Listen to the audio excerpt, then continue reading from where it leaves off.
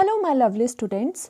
सो हम यहाँ पर करने वाले हैं most important organic MCQs. Okay, तो ये एमसीक्यूज़ आपको कहाँ काम आने वाले हैं, लाइक नीट जेई का पेपर आप देते हो, या फिर सीयूईटी की तैयारी कर रहे हो, या फिर आप अदर कोई भी कॉम्पिटिटिव एग्जाम जिसमें केमिस्ट्री के एमसीक्यूज़ आते हैं, तो आप इसे कंसिडर कर सकते हैं इस वीडियो को। ठीक है, about the most important organic MCQs मैंने उठाए हैं, 20 है ये हम। ठीक है, so first one is which one is most acidic compound. ये आपको ऑप्शंस गिवन है और पूछा है मोस्ट एसिडिक कंपाउंड कौन सा है, बताओ।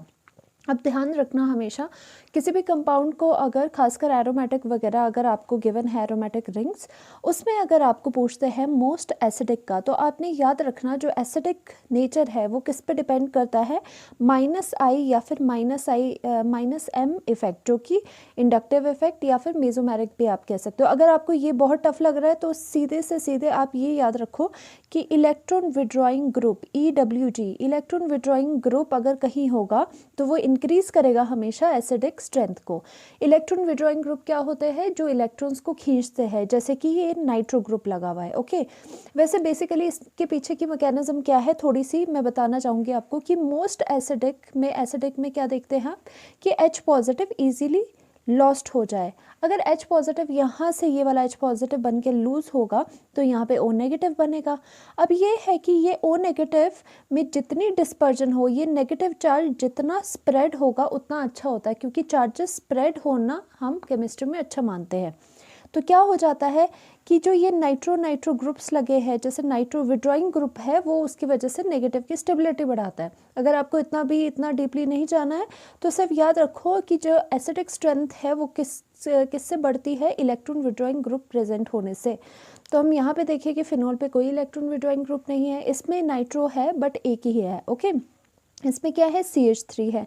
CH3 क्या होता है, CH3 एक इलेक्ट्रॉन डोनेटिंग ग्रुप है, मतलब कि ये खींच नहीं रहा, विड्रॉ नहीं कर रहा, बल्कि क्या कर रहा है, ये रिंग में और इलेक्ट्रॉन्स दे रहा है, तो ये तो बिल्कुल भी नहीं होगा ना। अब यहाँ पे बात आती है, यहाँ पे एक विड्रॉइंग जो नाइट्रो ग्रुप था एक लगा हुआ है, एंड यहाँ पे जो C में है वो देखो ऑर्थो एंड पैरा पे कितने हैं, 3 नाइट्रो ग्रुप लगे हुए हैं जो कि इलेक्ट्रॉन विड्रॉइंग ग्रुप है। तो हम लिखेंगे जो नाइट्रो ग्रुप है वो इलेक्ट्रॉन विड्रॉइंग ग्रुप है, और जो ऑप्शन C में है उसमें तो बहुत ज़्यादा लगे हैं। दैट मीन्स मोस्ट एसिडिक होगा दिस, और इसका नाम क्या है, पिक्रिक एसिड। ओके, तो आपका option C is the correct answer. Okay, देखो कितना ईजी था। Now second question, reaction of phenol with the chloroform in the presence of dilute NaOH जो कि बेस है introduces which one of the following functional group।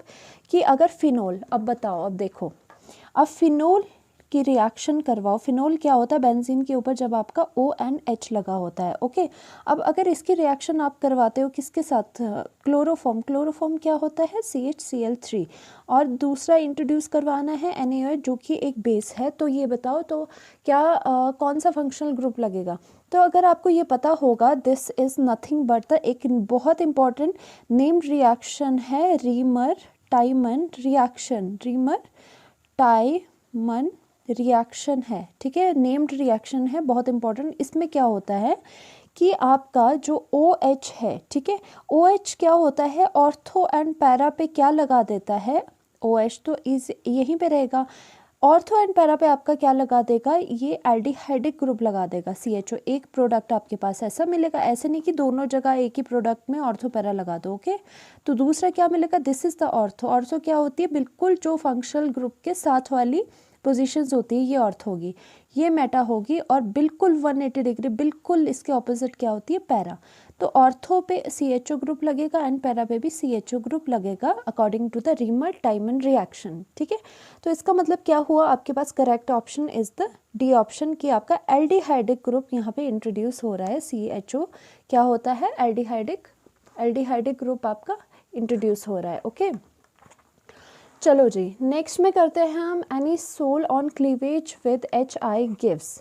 सबसे पहले तो आपको यही पंगा आ गया कि एनिसोल क्या होता है। तो एनिसोल बार बार आपको देखने को मिलेगा, तो एनिसोल का पहले से ही याद रख लो क्या होता है। एनिसोल बेंजीन के ऊपर जब O एंड CH3 लगता है, ठीक है, ये एक तरह का क्या है, ये ROR एक तरह का ये ईथर है। ओके, तो this is the anisole, this is the anisole. और बताया गया है कि इसकी रिएक्शन करवानी है हमने HI के साथ। ओके, हमने HI के साथ रिएक्शन करवानी है। और क्या होता है HI के साथ, वैसे भी आपको पता होना चाहिए, रिएक्शन करवा के क्लीवेज होता है, मतलब बॉन्ड्स आपके टूटते हैं। ओके, तो बॉन्ड्स किस तरह से टूटेंगे, अब मेन चीज़ तो ये आ गई हमारे पास। अब दो ऑप्शन है, या तो आपके पास ये बॉन्ड तोड़ो या फिर ये बॉन्ड तोड़ो, ठीक है।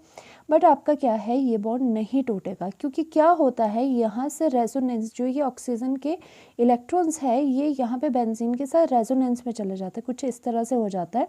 अगर आप यहाँ पर देखो तो यहाँ पर जो ऑक्सीजन के ये जो लोन पेयर है ये यहाँ पे रेजोनेंस में चले जाएगी, ठीक है। अगर ये रेजोनेंस में चले गए तो जो ये बॉन्ड की बात कर रहे थे हम, मतलब ये वाला बॉन्ड, तो इसमें पार्शियल डबल बॉन्ड कैरेक्टर आ गया, मतलब इसकी स्ट्रेंथ और ज़्यादा बढ़ गई रेजोनेंस की वजह से।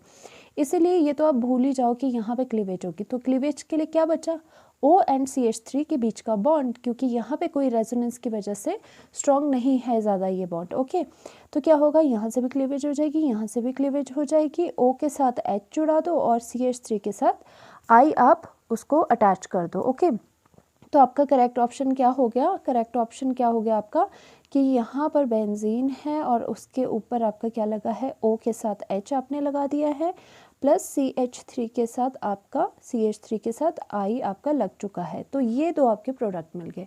तो देखो कहाँ पर है correct option, phenol and CH3 है, this is the correct option. तो आपका second is the correct option, ठीक है। ये पता चल गया ना, इसमें इंपॉर्टेंट यही था कि O की साइड वाला जो बॉन्ड है वो क्यों नहीं टूटा, एक ही बॉन्ड क्यों टूटा। Okay, due to the resonance, ठीक है।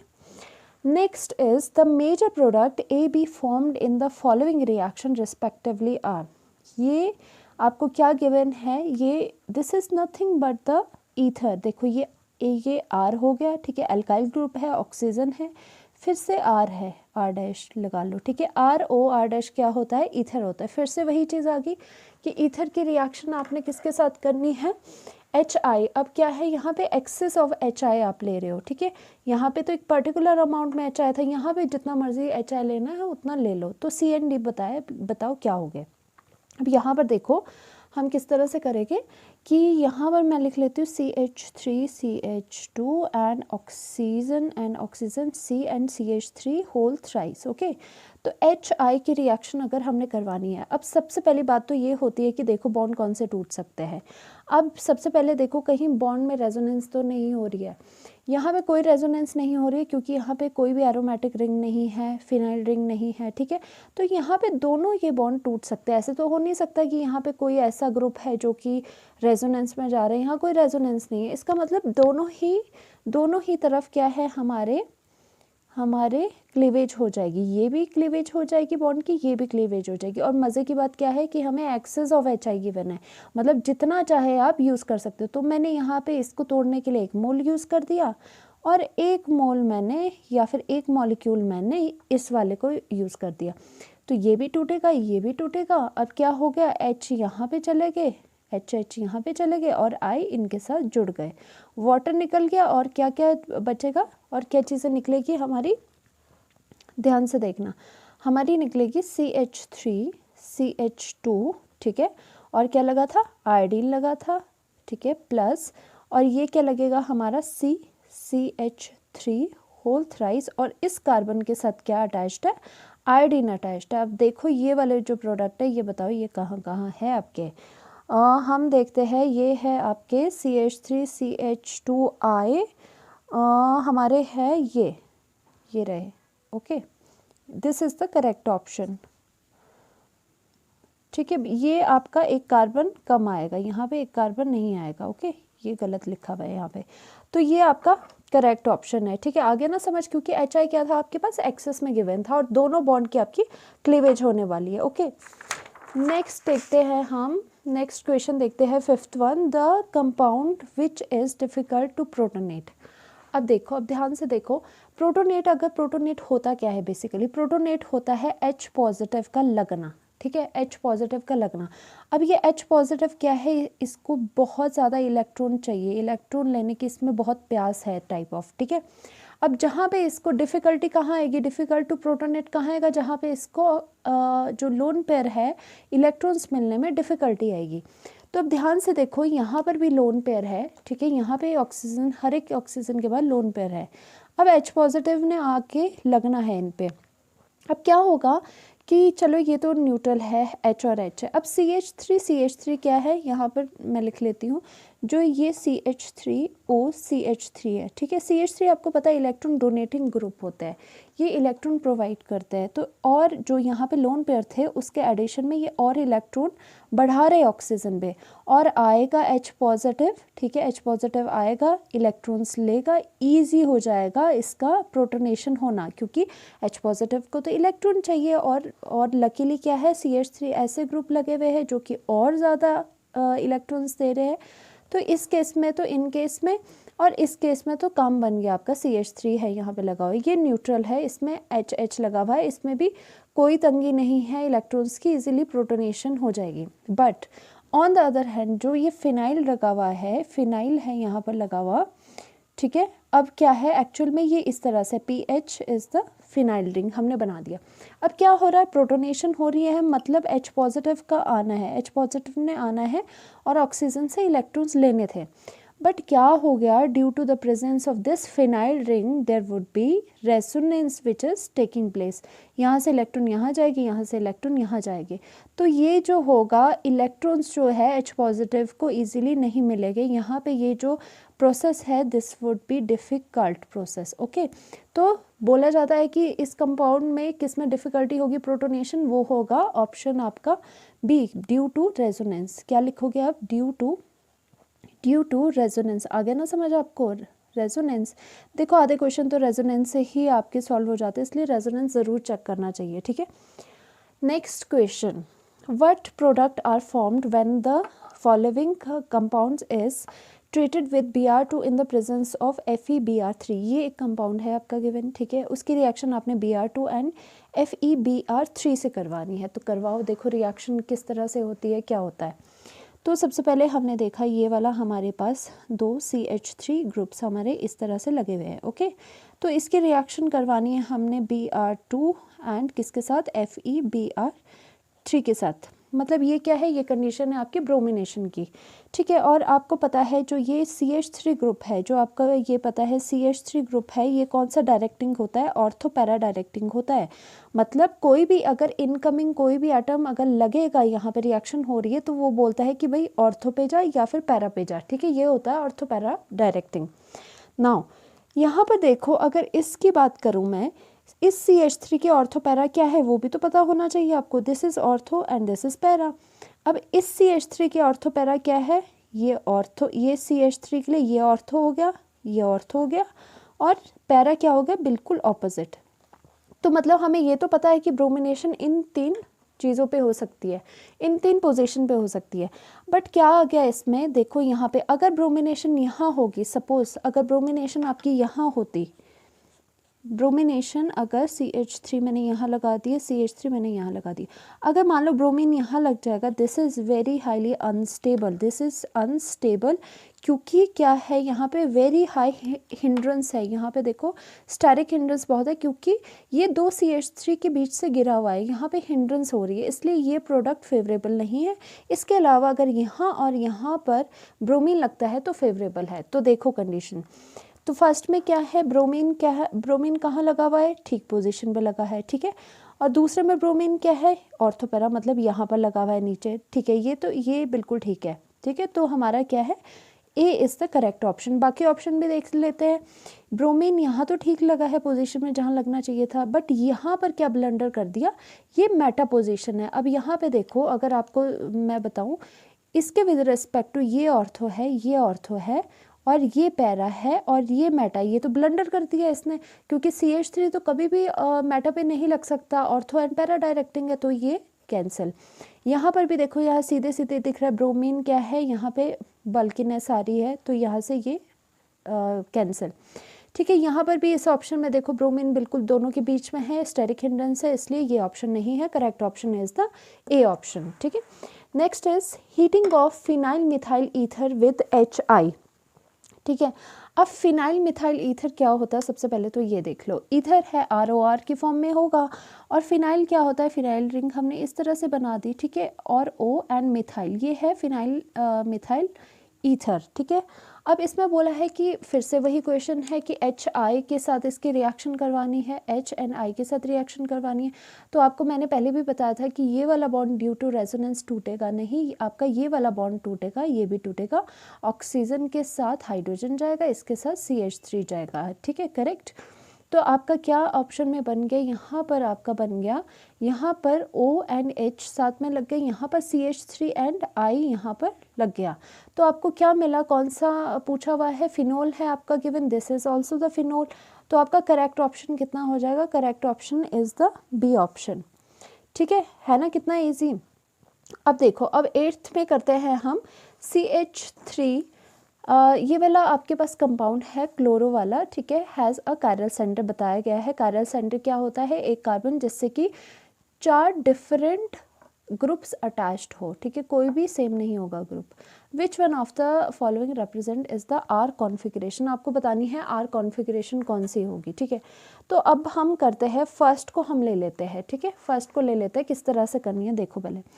तो A ऑप्शन में हमने इसको फिशर प्रोजेक्शन में बना दिया इस तरह से, ठीक है, फिशर ये होता है ना, क्रॉस करके इसे फिशर बोलते हैं, और इसे C2H5 को खोल दिया, CH2CH3 है ये लिखा हुआ, ठीक है, ताकि आपको ईजी रहे। अब क्या होता है, जब भी R एंड S कॉन्फ़िगरेशन आपको देखनी होती है, आप क्या करते हो, प्रायोरिटी देते हो अटोमिक नंबर, जिसका जितना ज़्यादा अटोमिक नंबर उसको उतनी ज़्यादा प्रायोरिटी। तो देखो फर्स्ट कार्बन, देखो कार्बन है, कार्बन, हाइड्रोजन एंड क्लोरीन, सब में से किसका अटोमिक नंबर ज़्यादा, इसका ज़्यादा, ठीक है, और सबसे कम हाइड्रोजन का, तो इसको 4th प्रायोरिटी। अब ये क्या है, कार्बन एंड कार्बन अगर सेम है तो अदर एटम्स जो कि आगे एटम्स है उस पर बढ़ो, 2 हाइड्रोजन है, 3 हाइड्रोजन है, बट एक कार्बन अटैच्ड है, तो यहाँ से प्रायोरिटी बढ़ गई क्योंकि एक कार्बन इसमें ज़्यादा है, तो इसको 2 मिलेगा, इसको आपने 3 दे दिया, ओके। तो अब क्या हो गया, यहाँ से क्या हो गया 1 2, अब 4th को स्टेबल रख के हमने करना है, यहाँ से ये इसकी रोटेशन देखनी है, ये क्या है 1 2 3, 1 2 3 कैसे जा रहा है, ये 1 2 3, ये क्या जा रहा है आपका क्लॉकवाइज, ठीक है, क्लॉकवाइज। और जब भी क्लॉकवाइज आता है तो कौन सी कॉन्फ़िगरेशन आती है, आपकी आती है R कॉन्फ़िगरेशन, ठीक है। और एक और चीज़ इसकी कि जब हाइड्रोजन आपका यहाँ पर है, मतलब इस वर्टिकल लाइन में है, तब तो ठीक होगा, तब तो जो आपकी क्लॉकवाइज आ रही है तो उसको R लिखो। अगर हाइड्रोजन बाय चांस आपका इस पोजीशन पे है, मतलब वर्टिकल पोजीशन पे है, हॉरिजॉन्टल पोजीशन में है, तो जो आपके पास लास्ट में आंसर आ रहा है उसको आप रिवर्स कर दो। देखो मैं बताती हूँ, वैसे R कॉन्फ़िगरेशन पूछा हुआ था, करेक्ट ऑप्शन तो आपका फर्स्ट में ही आ गया, A option is the correct option, okay. तो आप यहाँ पर देखो कि अगर मैं यहाँ पे बात करूँ आपकी, यहाँ पे हाइड्रोजन इस तरह से, B की बात करते हैं, ठीक है, हाइड्रोजन यहाँ पर है, कार्बन एंड C2H5, अब मैं बार बार खोल के नहीं लिख रही हूँ, CH3 and chlorine. Now chlorine को क्या मिलेगी, फर्स्ट प्रायोरिटी, इसको क्या मिलेगी, second, third and 4th priority. अब क्या है 1 2 3, यहाँ पे क्या है क्लॉकवाइज, ओके, क्लॉकवाइज है, तो क्लॉकवाइज था तो आपका क्या होना चाहिए था, अगर क्लॉकवाइज था तो आपका होना चाहिए था R, बट R नहीं होगा, क्योंकि ध्यान से ये देखो कि जो हाइड्रोजन है वो हॉरिजॉन्टल लाइन में प्रेजेंट है, ठीक है, हॉरिजॉन्टल में है, पर आपका कहाँ होना चाहिए था, वर्टिकल में। तो R का क्या हो जाएगा, चेंज हो जाएगा S is the right configuration for this molecule. तो अब यहाँ पे ये S है, उसी तरह से अगर सबका निकालोगे इसका भी SS आएगा, इसलिए A is the correct option. इससे इसीलिए आपको हाइड्रोजन की पोजीशन याद रखनी है, इम्पॉर्टेंट है कि हमेशा अगर इस तरह के फॉर्म में हो तो हमेशा आपका हॉरिजॉन्टल पोजीशन में होना चाहिए, नहीं तो आप रिवर्स कर दोगे जो आपके पास आंसर आ रहा है, ओके। नाउ द हाइड्रोलिसिस, अगर यहाँ तक वीडियो में पहुँच गए हो तो मुझे ज़रूर बताना कि पहुँच गए हो, ठीक है। The hydrolysis reaction that takes place at the slowest rate in the following reaction, hydrolysis reaction करवानी है, मतलब OH की इंट्रोडक्शन करवानी है, ठीक है। अब इसमें भी बहुत ज़्यादा सिंपल है, देखो कैसे OH की इंट्रोडक्शन कब होगी, जबकि ये जो क्लोरीन्स है वो इजीली निकल पाएंगे। अब हमें ये देखना है कि क्लोरीन किस उसमें ईजिली नहीं निकल पाता है। यहाँ से तो ईजिली निकल जाएगी। अब क्लोरीन कहाँ ईजिली नहीं निकलेगी, क्लोरीन पे आपको पता है लोन पेयर है, क्लोरीन कहाँ इजीली नहीं निकल पाएगा, एग्जिट नहीं कर पाएगा, जहाँ पर कि वो फिनाइल रिंग के साथ रेजोनेंस में है। इसीलिए lone pair of chlorine is in resonance with the ring, so it would be very difficult to remove chlorine here और OH अटैच करना। मैं बताती हूँ आपको, जैसे ये ऑप्शन है हमारे पास, यहाँ पर क्या है, क्लोरीन डायरेक्टली अटैच्ड है, ठीक है, क्लोरीन है, यहाँ पे CH3 है, इससे तो कोई लेना देना नहीं है, क्लोरीन पे लोन पेयर होते हैं। अब क्या है, because of the lone pair आपको पता है रेजोनेंस का बहुत ही ज़्यादा इफेक्ट पड़ता है। अगर फिनाइल रिंग ऐसी रिंग के साथ कोई लोन पेयर हो तो वो अपनी तरफ इसको रेजोनेंस में लेने की कोशिश करता है, ठीक है। तो अब क्या है, ड्यू टू रेजोनेंस, यहाँ पे रेजोनेंस है तो जो OH ने लगना था, हाइड्रोलिसिस होना था, उसके लिए क्लोरीन का निकलना भी तो ज़रूरी है, पर ये बहुत इजीली नहीं निकल पाएगा क्योंकि यहाँ पे अब ये बॉन्ड ड्यू टू रेजोनेंस और भी ज़्यादा स्टेबल हो रहा है। इसीलिए correct option is the C option, कि यहाँ पर स्लो रेट होगा, बहुत ही स्लो आपकी हाइड्रोलिसिस होगी, Cl की जगह ONA लगेगा या फिर OH लगेगा, ठीक है। Next, the chirality of the molecule, the chirality of the compound, इसके कायरलिटी बतानी है कि क्या है, ठीक है।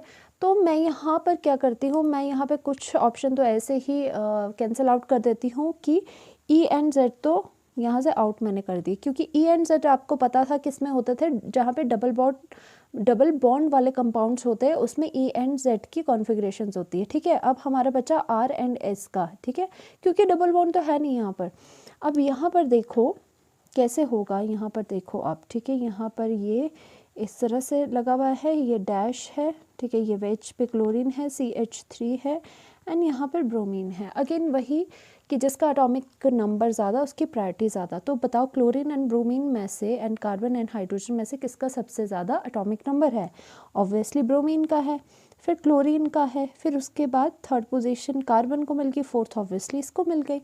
अब देखो किस डायरेक्शन में जा रहा है, फोर्थ को छोड़ के फिर काउंट करो, 1 2 3 1 2 3, this is the clockwise, okay, clockwise direction, clockwise है। और साथ में देख लो कि H कहाँ पर है, और H आपको पता है, देखो अब जब डैश एंड वेज में होता है तो जो फोर्थ प्रायोरिटी होती है वो हमेशा ही डैश में होनी चाहिए, शुड बी, ठीक है, शुड बी डैश, जो फोर्थ प्रायोरिटी होती है वो हमेशा डैश में होनी चाहिए। फोर्थ डैश में है तो आपका क्लॉकवाइज है तो आपकी R कॉन्फ़िगरेशन आ गई।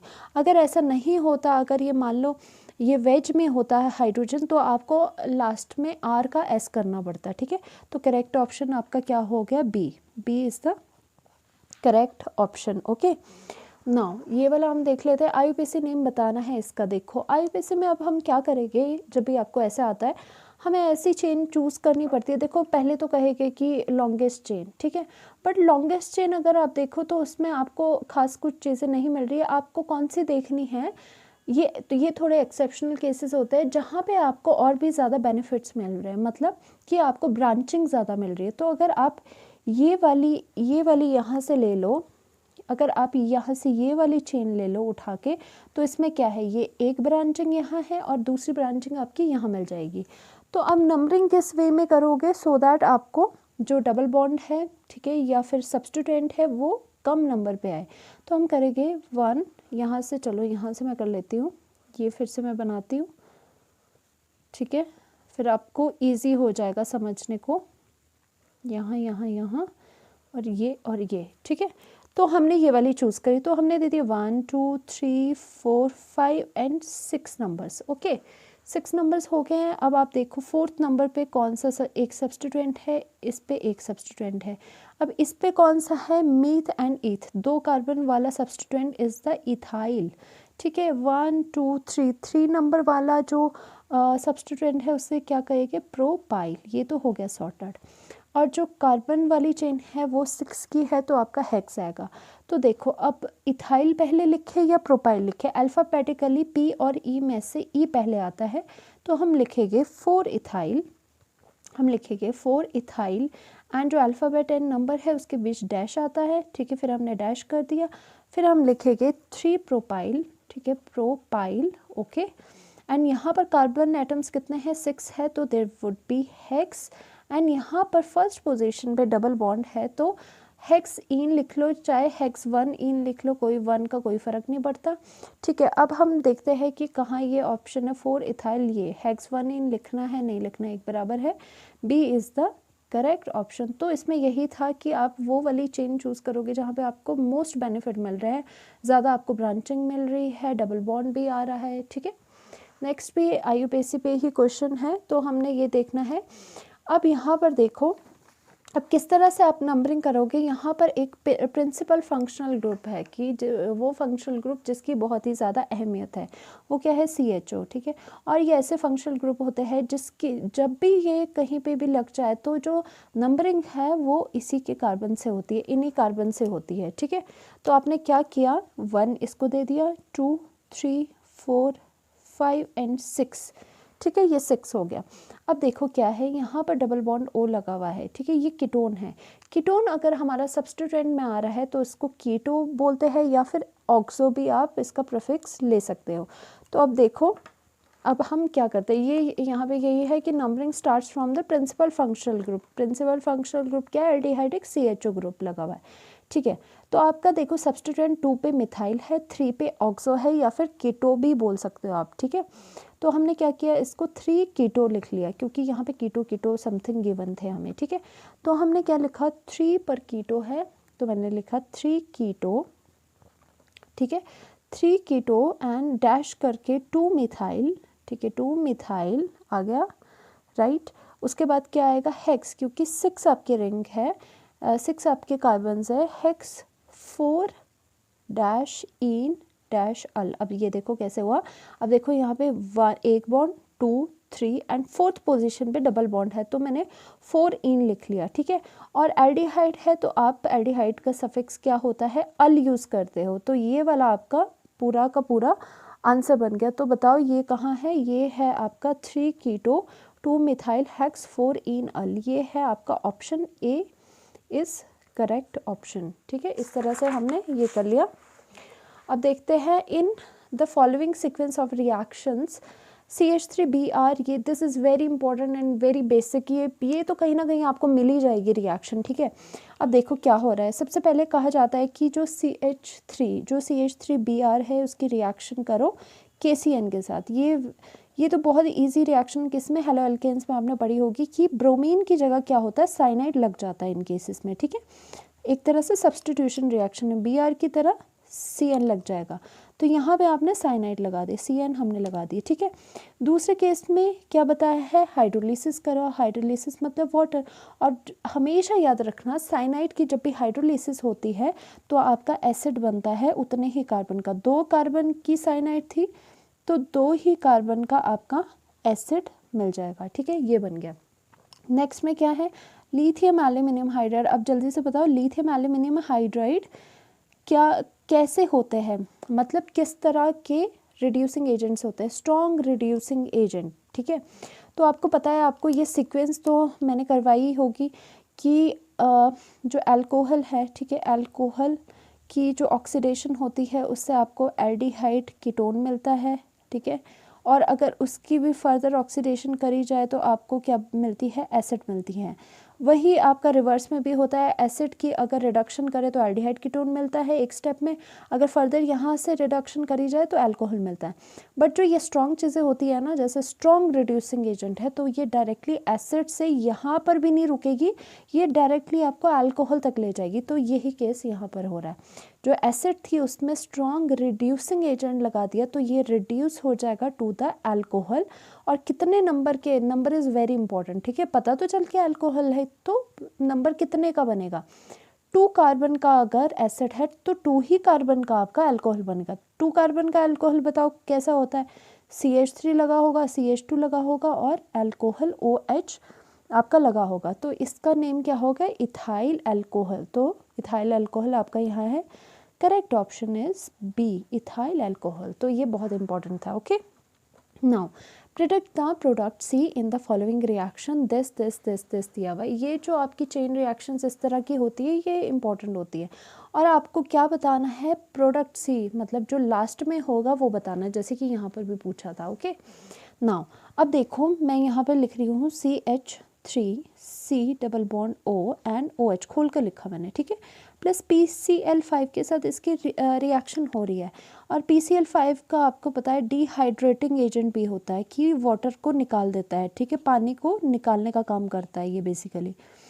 अब ये पानी को निकालने का काम कर रहा है, दैट मीन्स OH का यहाँ से रिमूवल तो होगा ही, ठीक है, OH का रिमूवल होगा और OH की जगह क्या लगेगा, ये क्लोरीनेशन करवा देगा। ओके तो हमने क्या देखा, यहाँ से क्लोरीनेशन करवाया और OH का रिमूव करवाया इसने, तो आपका बना CH3 C double bond O and यहाँ पर क्लोरीन। अब ये क्या हो गया आपका, ये है acid chloride. Okay acid chloride, यहाँ पर ए यहाँ पर है, सॉरी ए हम यहाँ तक पहुँच गए।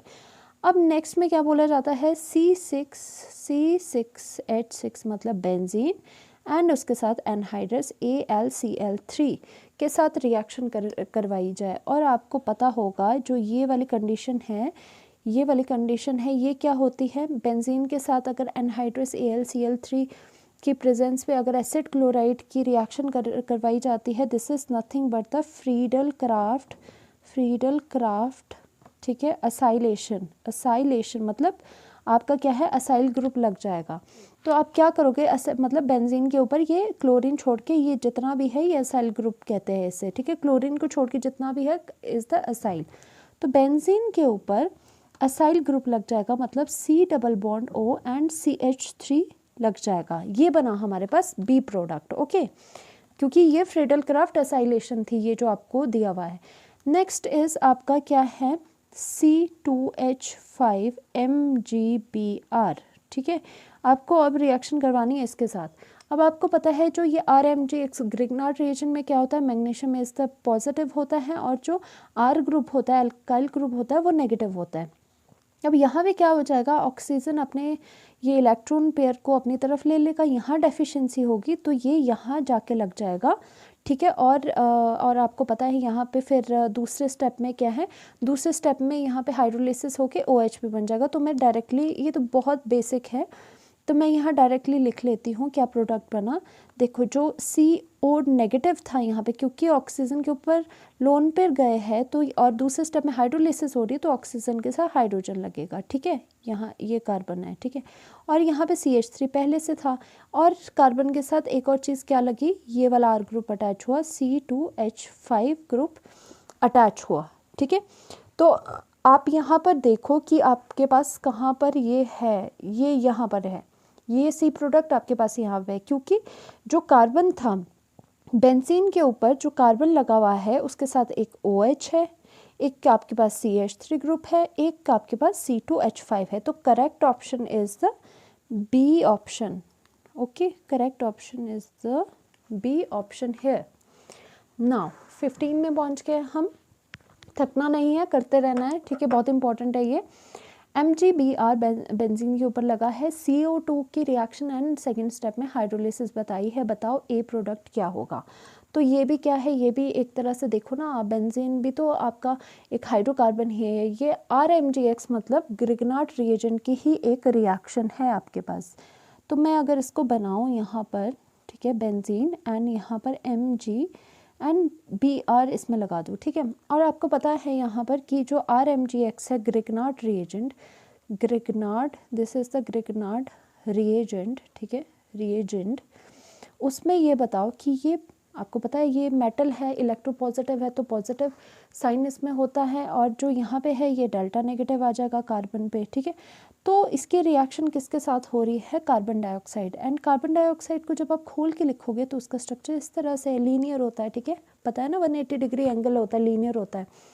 एंड नाउ अब क्या हो जाएगा कि सिंस यहाँ पर ऑक्सीजन इलेक्ट्रोनेगेटिव है, ये शेयर्ड पेयर ऑफ इलेक्ट्रॉन ले लेगा यहाँ से पाई इलेक्ट्रॉन्स।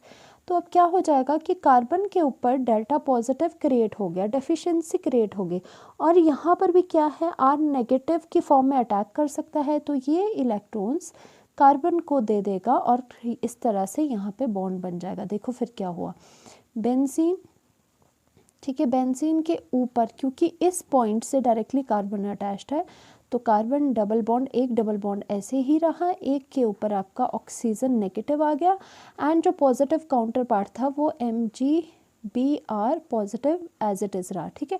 दूसरे केस में क्या हो जाएगा, हाइड्रोलिसिस हो रही है, H3O पॉजिटिव। हाइड्रोलिसिस में क्या है, हाइड्रोलिसिस में बेसिकली क्या होता है, इससे वैनिश करना होता है जो ये MgBr काउंटर पार्ट है और किया जाता है कि इससे H पॉजिटिव मिल जाए, ठीक है।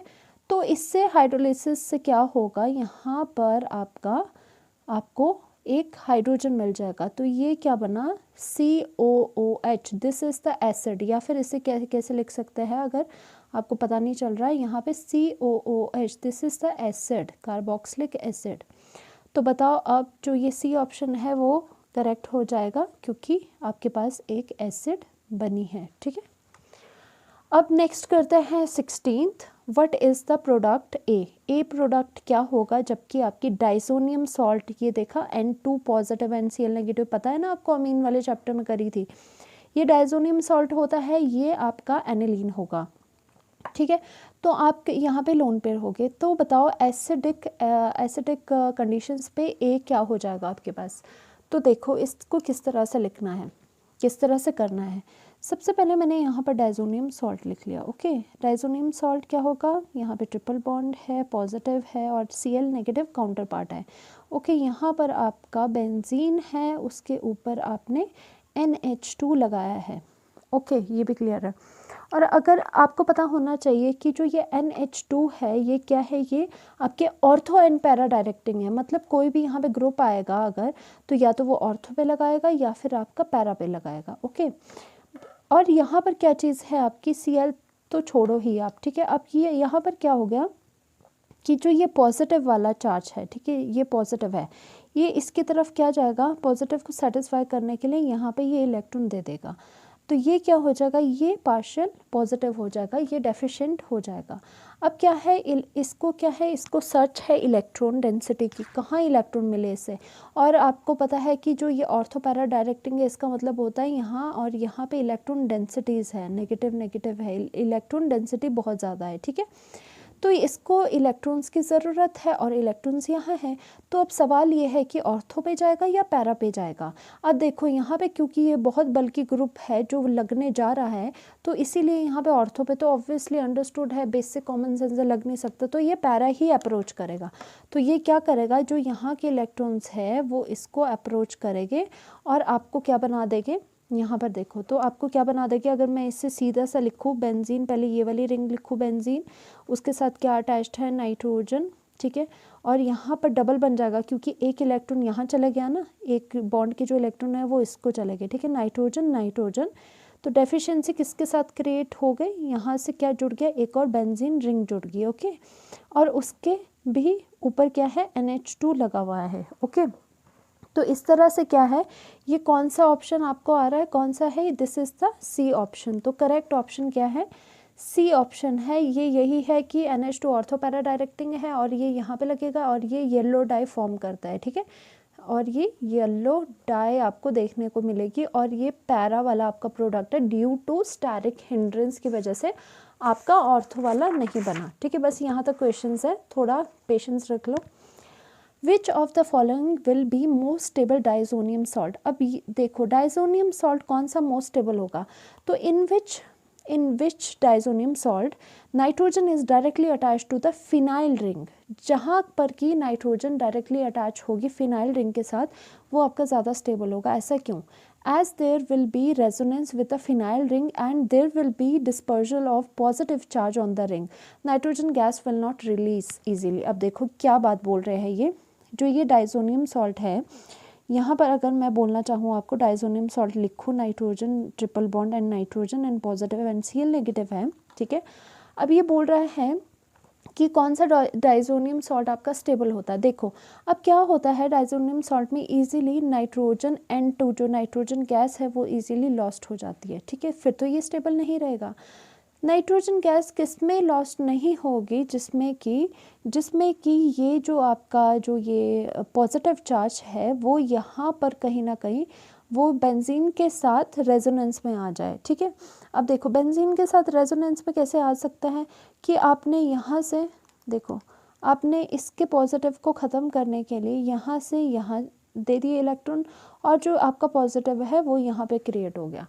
अब ये बात है ना कि नाइट्रोजन अब कैसे निकलेगा, जब इसका पॉजिटिव चार्ज ही डिस्पर्स हो गया और यहाँ से नाइट्रोजन और इन दोनों के बीच में रेजोनेंस की वजह से यहाँ पे डबल बॉन्ड कैरेक्टर बिल्ड हो जाएगा और ये बॉन्ड बहुत स्ट्रांग होगा, तो नाइट्रोजन गैस तो निकल ही नहीं सकती।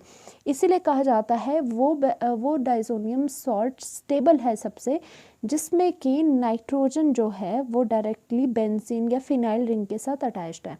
अब यहाँ पर देखो, यहाँ पर जो है चीज़ें लगी हुई है क्या, ये तो एल्काइल है। अब यहाँ पर देखो कि CH3 जो फर्स्ट वाला केस है हमारा, CH3 CH2, और यहाँ पर आपका क्या लगा है, डाइज़ोनियम सॉल्ट लगा हुआ है पॉजिटिव, एंड यहाँ पर X नेगेटिव है।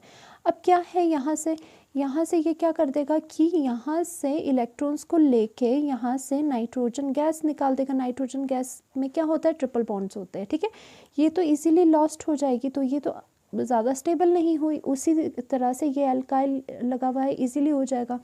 अब बारी आती है ये बी वाला केस, मैंने आपको बता दिया। ठीक है, डी में क्या हो रहा है, डी में बेशक फिनाइल रिंग है, तो डी में मैं यहाँ पे बताती हूँ, बेशक यहाँ पे फिनाइल रिंग है। ठीक है, फिनाइल रिंग किस तरह से लगी हुई है, बट फिनाइल रिंग लगी है, पहले CH2 लगा है, फिर आपका नाइट्रोजन इस तरह से लगा हुआ है। अब देखो नाइट्रोजन जो है वो डायरेक्टली अटैच नहीं है, ठीक है, फिनाइल रिंग के साथ, उसके बीच में CH2 आ गया।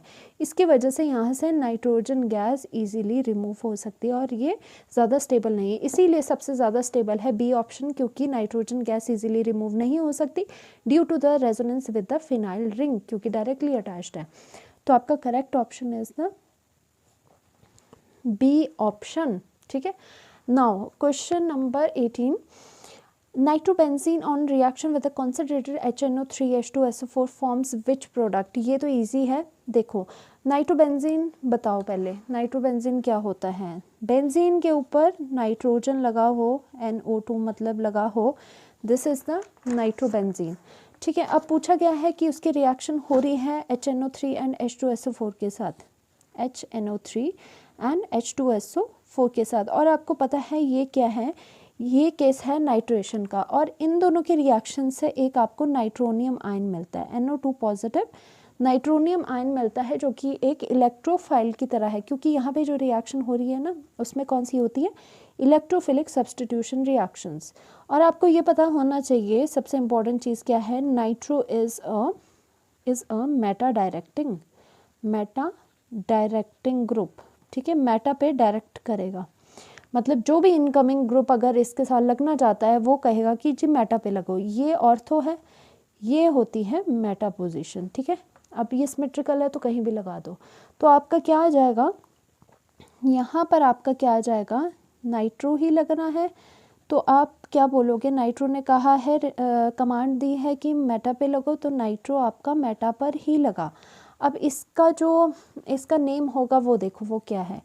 अब यहाँ से नंबरिंग करोगे 1 2 3 4 5 6, ठीक है, वो तो होती रहेगी। ठीक है, अब क्या है 1 2 3, 1 एंड 3 पे नाइट्रोजन है, तो हम लिखेंगे 1,3 डाई नाइट्रो लगा है। बाकी चीज़ क्या है, बाकी चीज़ इज़ द बेंजीन। तो आपके पास करेक्ट ऑप्शन कौन सा है, क्या 1 3 dinitrobenzene, B is the correct option, क्योंकि नाइट्रो क्या था, मेटा डायरेक्टिंग ग्रुप होता है और नाइट्रेशन हो रही है यहाँ पे। ठीक है, और 19 देखते हैं, बस 2 रह गए। और among the following the strongest acid is. अब देखो स्ट्रॉन्ग एसिड क्या होगा, जब भी एसिडिक नेचर के बारे में बात करते हैं, मैंने पहले ही आपको बताया है कि आपका कि एसिडिक जो स्ट्रेंथ है, ठीक है, एसिडिक स्ट्रेंथ है वो डायरेक्टली प्रोपोर्शनल है इलेक्ट्रॉन विड्रॉइंग ग्रुप के। ठीक है, इलेक्ट्रॉन विड्रॉइंग ग्रुप जो लगा हुआ होगा, जो विड्रॉइंग ग्रुप क्या होता है, जो इलेक्ट्रॉन्स को खींचता है। या फिर अगर आपको इस तरह से करना है तो ये देखो, acidic nature increases with electron withdrawing group. ठीक है, एसिडिक स्ट्रेंथ और बढ़ेगी जब आपका -I या फिर -M इफेक्ट शो करने वाला होगा। वो कौन से होते हैं, वो वही होते हैं जो इलेक्ट्रॉन विड्रॉ करते हैं। ठीक है, अब देखो, अब यहाँ पर क्या है, सबसे पहले तो देख लो इलेक्ट्रॉन विड्रॉइंग ग्रुप किस में है।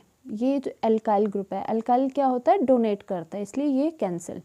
CH3 भी लगा हुआ है, ठीक है, ये भी डोनेटिंग है, ये भी कैंसिल। अब इसमें क्या है, यहाँ पर क्लोरीन है, यहाँ पर भी क्लोरीन है, ठीक है, दोनों में से दोनों ही क्लोरीन क्या है, इलेक्ट्रॉन विड्रॉइंग होते हैं, बट कौन सा ज़्यादा विड्रॉ करेगा। अब यहाँ पे आता है आपका, क्योंकि ये -I इंडक्टिव इफेक्ट से आप इससे लेते हो, ठीक है, विड्रॉ करता है क्लोरीन। तो अब देखना है -I इफेक्ट किस में ज़्यादा होता है, तो ये ध्यान रखो कि जो -I इफेक्ट होता है वो डिस्टेंस के साथ कम होता रहता है, इन्वर्सली प्रोपोर्शनल है। जैसे जैसे डिस्टेंस ज़्यादा होता जाएगा वैसे वैसे -I इफेक्ट की पावर कम हो जाएगी। जैसे कि क्लोरीन यहाँ पे क्या था, COOH में इस वाले हाइड्रोजन को हमने देखना है कि, ठीक है, तो इसके विद रिस्पेक्ट टू ये जो क्लोरीन है वो फर्स्ट कार्बन पे, इस कार्बन पे लगा हुआ है, और यहाँ पर क्या है, एक कार्बन छोड़ के इस कार्बन पे लगा है। यहाँ पर क्या हो रहा है, जो क्लोरीन है वो ज़्यादा डिस्टेंस पे लगा है, दूर हो गया, ठीक है, दूर लगा है। यहाँ पे क्या है, यहाँ पे नियर है, इसलिए जो इंडक्टिव इफेक्ट का जो इफ़ेक्ट होगा वो इसमें इस वाले ऑप्शन के लिए ज़्यादा होगा। इसका मतलब ज़्यादा एसिडिक क्या है, C है, ना कि D है, याद रखना, क्योंकि जो ये क्लोरीन है electron withdrawing group, inductive effect -I जो दिखाते हैं वो डिस्टेंस के साथ कम होता रहता है, ठीक है, इसीलिए यहाँ पे आपका C is the correct option. बाकी कभी भी एसिडिक स्ट्रेंथ पूछे तो वही इलेक्ट्रॉन विड्रॉइंग ग्रुप देखो, या फिर अदर फॉर्म में -I या -M इफेक्ट देखो कहाँ ज़्यादा है। बहुत सिंपल है ये क्वेश्चंस। 20th लास्ट, ठीक है, reaction between benzaldehyde and acetophenone in presence of dilute NaOH is known as. बनाओ जी, बेंजल्डिहाइड बनाओ। बेंजल्डिहाइड क्या होता है, बेंजीन के ऊपर जब हम लगाते हैं aldehydic group C+O and H वाला, ठीक है। अब ये क्या हो जाएगा, अब इसकी रिएक्शन क्या करवानी है हमने एसिटोफेनोन के साथ। एसिटोफेनोन क्या होता है, CH3 C+O लगा है और दूसरा आपका फिनाइल रिंग लगी हुई है, तभी इसको फिनोन बोला है। अब क्या होता है, अल्फा हाइड्रोजन्स देखने होते हैं इस केस में, ठीक है। देखो अल्फा हाइड्रोजन क्या होता है, जो ये C+O वाला कंपाउंड है, जो ये वाला ग्रुप है, उसके वेरी नेक्स्ट जो कार्बन होता है उसके हाइड्रोजन होते हैं अल्फ़ा, ठीक है, क्योंकि अल्फ़ा कार्बन है, ये very next carbon alpha carbon है, तो ये हाइड्रोजन जुड़े हुए अल्फ़ा हाइड्रोजन है, तो इसमें अल्फ़ा हाइड्रोजन है। और इसमें क्या है, अल्फ़ा हाइड्रोजन नहीं है, क्यों, ये वाला अल्फ़ा हाइड्रोजन नहीं होता, जो C+O के नेक्स्ट कार्बन होता है उस पर हाइड्रोजन होना चाहिए, नो अल्फ़ा हाइड्रोजन, ठीक है।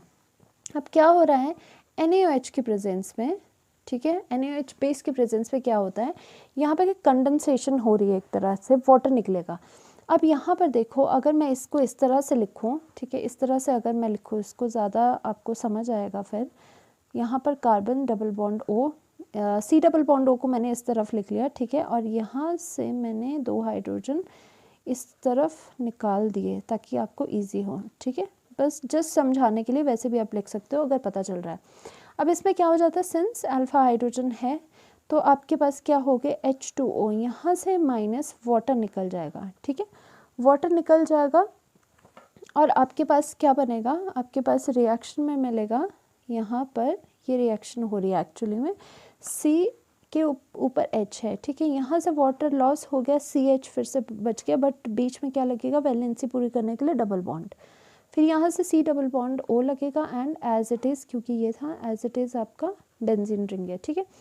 अब देखो ये क्या रिएक्शन है, रिएक्शन बिटवीन ये एंड ये जो हो रही है हमारी NaOH डाइल्यूट की प्रेजेंस में, ये कौन सी रिएक्शन है। अब देखो ये कौन सी है, दिस इज द, आपको पता है एल्डोल या फिर क्रॉस एल्डोल ही है इसमें, ठीक है, बट आपको ये पता लगाना है कि एल्डोल है या फिर क्रॉस एल्डोल रिएक्शन है, क्योंकि वो डाइल्यूट NaOH की प्रेजेंस में इस तरह से होती है, ठीक है, कंडेंसेशन प्रोडक्ट मिलता है आपको। कंडेंसेशन क्या होता है, वाटर का निकलना। अब ये क्या हो रहा है, एल्डोल होता है, एल्डोल क्या होता है, एल्डोल में सेम टाइप के मॉलिक्यूल के बीच में रिएक्शन होती है, कि अगर यहाँ पे एल्डिहाइड है तो ये भी सेम एल्डिहाइड होगा, कीटोन है तो सेम कीटोन होगा, ठीक है। अब यहाँ पे क्या हो रहा है, ये आपके पास है एल्डिहाइड, ठीक है, एक आपके पास अलग है एल्डिहाइड है, दूसरा आपके पास कीटोन है। जब अलग अलग तरह के एल्डिहाइड या कीटोन के बीच कंडेंसेशन रिएक्शन होती है तो वो एल्डोल्स से बन के क्रॉस एल्डोल कंडेंसेशन हो जाती है। तो इसीलिए जो ये चीज़ हो रही है ये एल्डोल नहीं है बल्कि ये क्रॉस एल्डोल रिएक्शन है, क्योंकि दो डिफरेंट मॉलिक्यूल्स के बीच में कंडेंसेशन रिएक्शन वाटर का लॉस हो रहा है। अगर यहाँ पे एक ही तरह की होती, एक ही तरह के मॉलिक्यूल्स प्रेजेंट होते तो वो आपकी एल्डोल कंडेंसेशन होनी थी। Thank you so much to like and subscribe my channel. Thank you.